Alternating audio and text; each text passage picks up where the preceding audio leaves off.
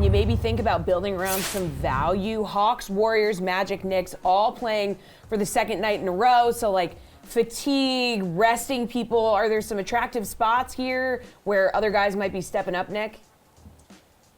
Yeah, I mean, one situation I'm looking at right away is the Fox Sabonis situation in Sacramento with both of those guys out. Sabonis for sure, Fox we believe will be out as well. I mean, that opens up a wealth of potential at multiple positions. So guys like Trey Lyles, who's at 5,500, Davion Mitchell at 5,200. He played 46 minutes in their last game on Sunday without De'Aaron Fox. Dante DiVincenzo, who it feels like we haven't heard from at all since he left Milwaukee. He's going to see increased minutes tonight. He's at $5,000.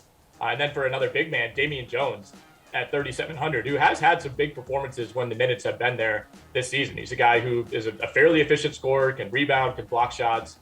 So really any of those guys to me are going to be viable. You mentioned that Orlando game. Markelle Fultz will be sitting on the second half of a back-to-back. If you really want to do some sort of dart throw or you need to save some cash, I think RJ Hampton at 4,100 has a decent amount of upside.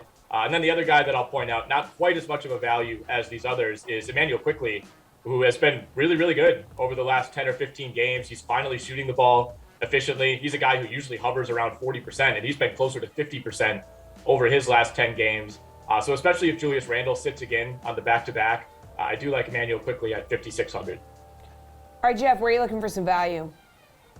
I'm looking at the other side of that Kings-Pacers game. I like Goga Bitadze at 5K. Goga's coming off a lackluster performance against Portland, but prior to that, he had scored 28-plus fantasy points in 4 straight games, including a strong 47.75-point outing against Houston.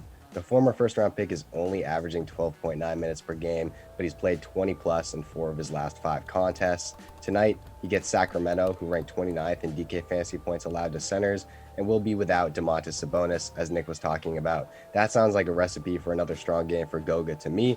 I also like Dwight Powell at 4.8K. Powell's coming off a huge 41-point fantasy performance against the Timberwolves, in which he saw a usage rate of 19.1%. The Mavs big man is facing off against Houston tonight, and the Rockets rank dead last in DK fantasy points allowed to centers. Houston ranks second in the NBA in pace, which only means more opportunities for Powell.